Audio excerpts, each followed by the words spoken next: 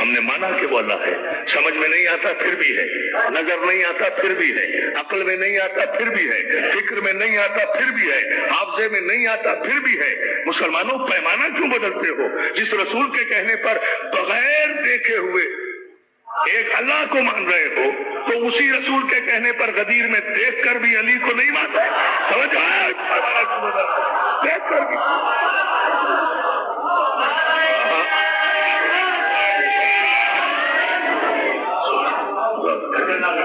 فکر کرنا چاہیے، غور کرنا چاہیے کہ حجت کون ہے، اتھارٹی کون ہے۔ ہمارے لیے وہ ذات رسول ہے۔ رسول نے بتایا کہ یہ قرآن ہے، رسول نے کہا کہ یہ دین ہے، رسول نے کہا کہ یہ شریعت ہے، رسول نے کہا کہ یہ امام ہے۔ تو جو رسول نے کہا بس وہ لے لو، ثابت یہ کرو کہ یہ رسول نے نہیں کہا،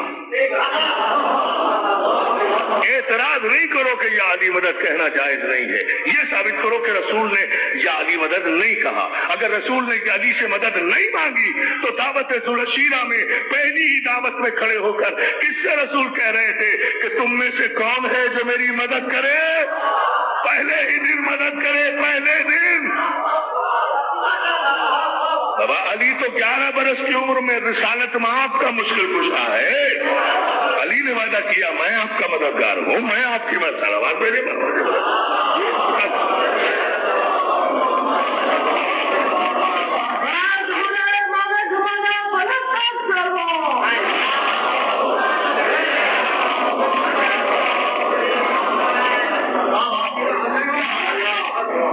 رسول اللہ کو چاہیے تھا اللہ سے مدد مانگتے۔ دعوت ذوالشیرہ میں جب آیت نازل ہوئی وانذر عشیرتک الاقربین، سب سے پہلے اپنے قرابت داروں کو دعوت دو ایمان کی، تو رسول اللہ نے اپنے خاندان والوں کو اکٹھا کیا۔ ساری مسلمان کی تاریخیں متفق ہیں۔ اس آیت کی روشنی میں رسول اللہ نے اپنے پورے خاندان والوں سے کہا کہ میں ایک نبی بن کے آیا ہوں، تم میں سے کون ہے جو میری مدد کرے؟ یا رسول اللہ آپ اللہ کے رسول ہیں، اللہ سے مدد مانگیے۔ مولوی ناراض ہو جائے گا۔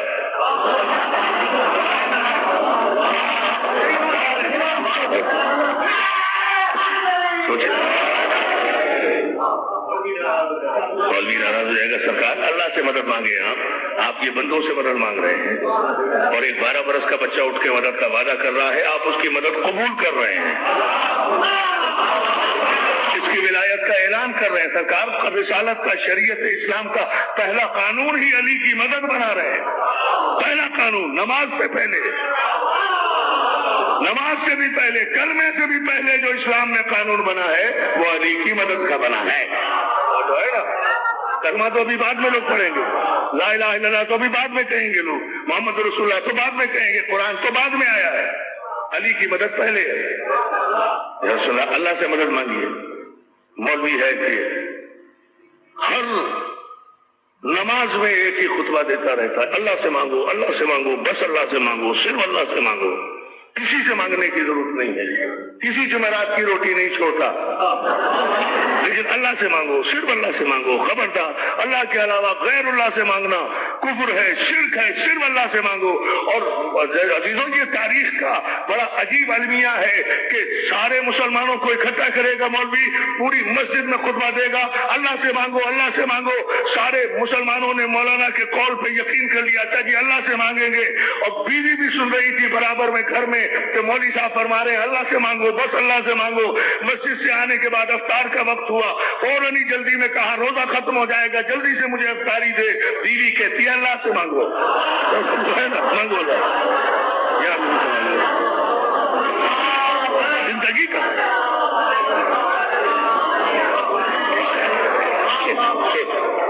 سوچو، غور کرو۔ بابا نماز میں میرے پاس وقت نہیں ہے، ورنہ میں بتا تھا، آپ نماز میں اللہ سے مانگتے ہیں، کس کا وسیلہ مانگتے ہیں آپ نماز میں؟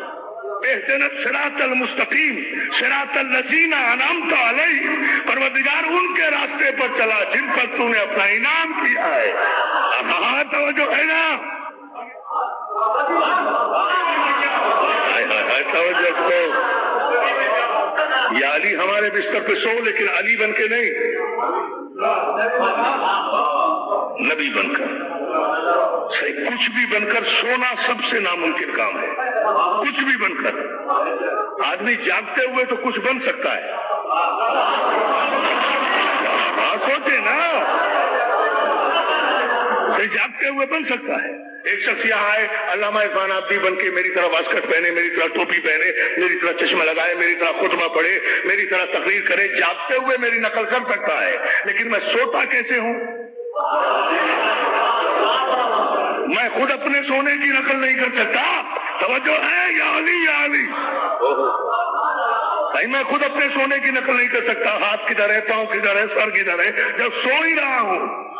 मैं कुर्बान ना हो जाऊं अबू तालिब के बेटे के। जागना तो जागना है, वो सोया भी तो नबी की तरह, सोया भी नबी की तरह।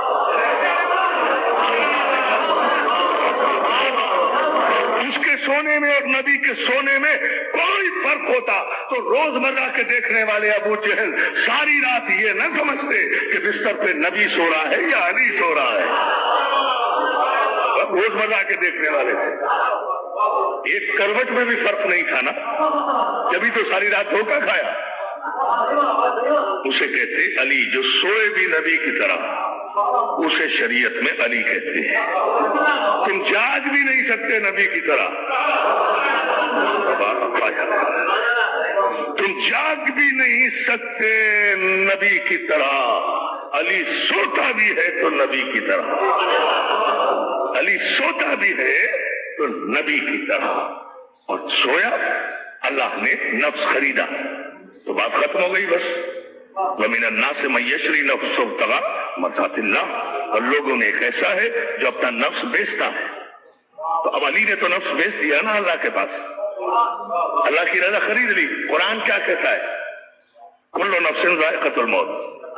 यही थी ना तकरीर आज की, हर नफ्स को जायका मौत चखना है, हर नफ्स को जायका मौत चखना है। तो बस ठीक है, बात खत्म हो गई। मैं कुरान की आयत पर ईमान रखता हूँ, हर नफ्स को जायका मौत चखना है। मेरे पास नफ्स है, मैं जायका मौत चखूंगा। मौलवी के पास नफ्स है, वो जायका मौत चखेगा।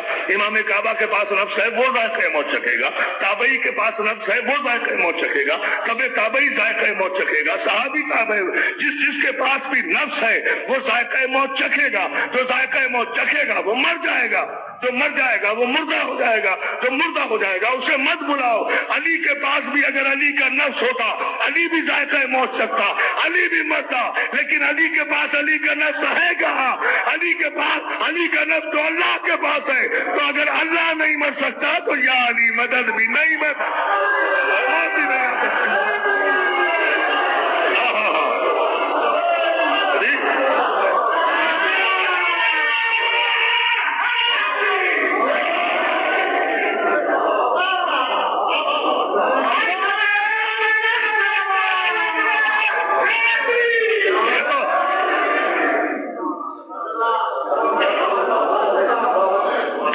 अल्लाह का हो उसे मौत नहीं आती। अल्लाह हमेशा से है, हमेशा रहेगा। सबको मौत आएगी, अल्लाह का नफ्स बाकी रहेगा। इसीलिए अल्लाह ने कहा कुल्लु मन अलैहा फान व यब्का वजहु रब्बिका ज़ुल जलाली वल इकराम। हर शय कयामत तक फना हो जाएगी, बाकी सिर्फ अल्लाह का चेहरा रह जाएगा। दुनिया वालों वजुल्लाह है कौन अली के अलावा? वजुल्लाह है कौन अली के अलावा? ये है वो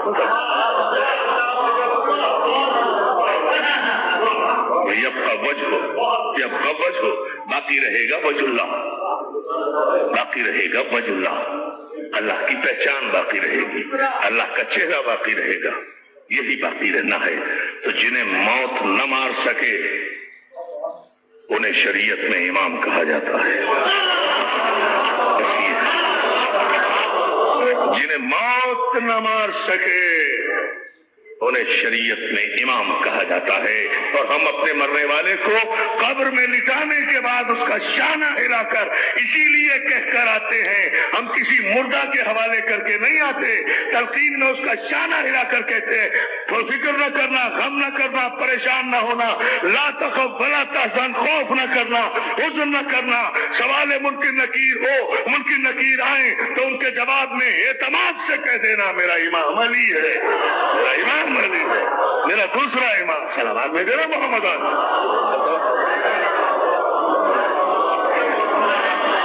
आपको सुनाएंगे।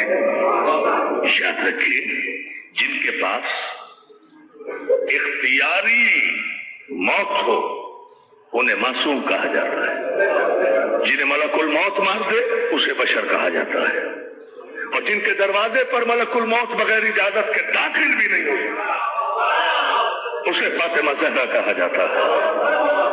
सुबह से जाग रही है फातिमा ज़हरा, सुबह से अपने बच्चों को तैयार कर रही है फातिमा ज़हरा, सुबह से बच्चों को नहला रही है फातिमा ज़हरा, सुबह से बच्चों के बालों में शाना कर रही है फातिमा ज़हरा, कलेजे से लगाकर बच्चों को नाना की कब्र पे भेजा, जाओ नाना की कब्र पे सलाम करके आओ। हसन हुसैन सलाम करने के लिए गए, इधर बतूल बीबी अस्मा को बुलाकर कनीज को कहती है आज मेरा आखिरी दिन है, यह है इख्तियार, आज मैं अपने बाबा के पास जा रही हूँ, आज मेरी मुश्किल के दिन खत्म हो गए हैं। फातिमा को बड़ा सताया है इस उम्मत ने, फातिमा को बड़े दुख दिए हैं इस उम्मत ने। सुनोगे जुमला, कितने दुख दिए हैं। अभी घर में हम बैठे हुए थे, बच्चे बातें कर रहे थे, अभी बच्चे बातें करते हुए मैं सुन रहा था, बैठा हुआ, बच्चे कह रहे थे बीबी फातिमा की, हाँ हमारे भाईजान ही कह रहे थे इकबाल मेहदी साहब कि बीबी फातिमा की उम्र 18 बरस, सिर्फ 18 बरस, सिर्फ 18 बरस। आपने देखी है कायनात में कोई ऐसी बीवी जो 18 बरस में ज़ईफ हो? हाँ, आपने देखी है कोई ऐसी मजलूम बीवी जो 18 बरस की कड़ियल जवान उम्र में ज़ईफ हो जाए? मेरे भाई, फातिमा ज़हरा को ज़ईफ होने के लिए 18 बरस नहीं लगे। बीबी ज़ैनब कहती हैं घर से दरबार में अपना हक लेने गई थी तो मेरी माँ के बाल सियाह थे, 4 घंटे उम्मत के दरबार में खड़े रहकर महरूम वापस आ गई तो बतूल के सर के बाल सफेद हो गए, कमर झुक गई।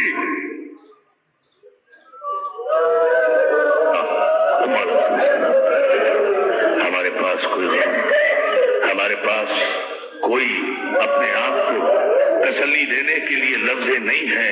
मैं अपने बच्चों को, अपने भांजियों को, मैं नुसरत को, शुजात को, सितवत को, नम्मो को, अंजुम को, इन्हें मैं कैसे तसल्ली दूं कि तुम्हारी माँ मर गई? इन्हें मैं कैसे बताऊं कि बेटा तुम्हारी माँ मर गई, तुम सब्र करो? ये कैसे सब्र करें? लेकिन इन्हें सब्र आ जाएगा कि इनकी माँ मर गई तो हैदराबाद से भी अजीज आ गए, कराची से भी अजीज आ गए, लाहौर से भी अजीज आ गए, टेलीफोन पर इत्तला हो गई, शक्कर के सारे मोमिनीन भी शरीक हुए, इतनी बड़ी तादाद में जनाजे में मोमिनीन शरीक थे, इसलिए कि फातिमा की एक कनीज का जनाजा उठा था। इन बच्चों को जरूर तसल्ली आएगी, बेटा हाँ मैं तुम्हें गरीब माँ दिखाऊं जिसका मदीने में जनाजा उठ रहा है रात के वक्त,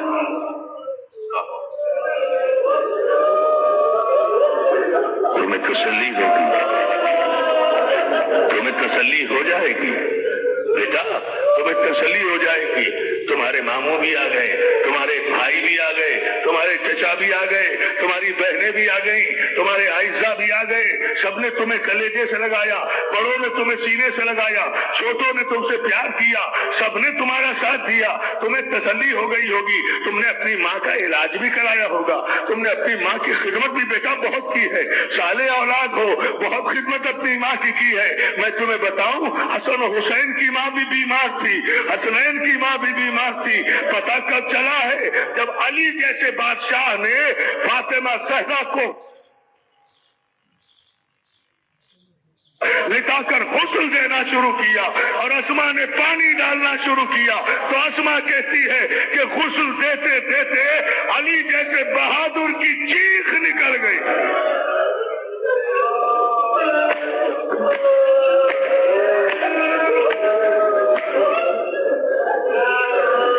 जैसे बहादुर की चीख निकल गई। अस्मा कहती है शेर खुदा आप रो रहे हैं, मौला आप रो रहे हैं, आप और रो रहे हैं। मौला अली फरमाते हैं अस्मा मैं फातिमा की मौत पे नहीं रो रहा, फातिमा की गुर्बत पे रो रहा हूँ। आज गुस्ल देते हुए पता चला कि दाएं पहलू की पसलियां बाएं पहलू से निकली हुई है, जख्म हरा है और बतूल ने 6 महीने सब्र किया, मुझसे गिला भी नहीं किया। یہ ہے فاطمہ، یہ ہے کائنات کی شہزادی، یہ ہے کائنات کی ملکہ، یہ ہے کائنات کی مالک۔ عزیزانو جملہ سنو گے؟ بس مجلس ختم کر رہا ہوں انہی بچوں کو تسلی دیتے ہوئے یہ جملہ کہہ کر میں اپنی بہن کو اشارے ثواب کر کے گفتگو ختم کر رہا ہوں۔ سکھر میں اتنی بڑی مومنین کی آبادی ہے، مولا آپ سب کو سلامت رکھے۔ آپ اتنی بڑی تعداد میں میری بہن کے جنازے میں شریک ہوئے، بیٹا تمہیں تو تسلی ہو جانی چاہیے کہ تمہاری ماں کے جنازے میں اتنی بڑی تعداد میں مومنین مومنات اعزاء احباب سب شریک ہوئے۔ ہاں میرے ساتھ مدینے چل، میں تجھے ایک غریب بیٹی دکھاؤں جس کا جنازہ مدینے میں رات کے وقت تابوت میں نکل رہا ہے، اور اس وقت مدینے کی آبادی 40,000 مسلمانوں کی آبادی ہے، تو رسول کی بطول بیٹی کے جنازے میں تو سارا مدینہ آ گیا ہوگا نا، جنازہ اٹھانے کی جگہ بھی نہیں رہی ہوگی۔ خدا کی قسم ان آنکھوں سے پڑھا کہ بطول رسول کی اکلوتی بیٹی بطول جس کا جنازہ مدینے کی 40,000 مسلمانوں کی بستی میں اٹھا ہے، اس بطول کا جنازے کا چوتھا پایا اٹھانے والا کوئی مرد نہیں تھا۔ اب آپ تم سمجھو یا نہ سمجھو، میں تو پڑھ چکا۔ اتنی غریب تھی بیٹی رسول کی کہ اس کے جنازے کا چوتھا پایا اٹھانے والا کوئی مرد نہیں تھا۔ بطول کے جنازے کا اگلا پایا علی بادشاہ کے کاندھے پر، دوسرا پایا بوڑھے سلمان فارسی کے کاندھے پر، تیسرا پایا بطول کے جنازے کا چھوٹے چھوٹے حسن و حسین کے کاندھے پر، اور چوتھا پایا اٹھانے والا بطول کے جنازے کا کوئی مرد نہیں تھا۔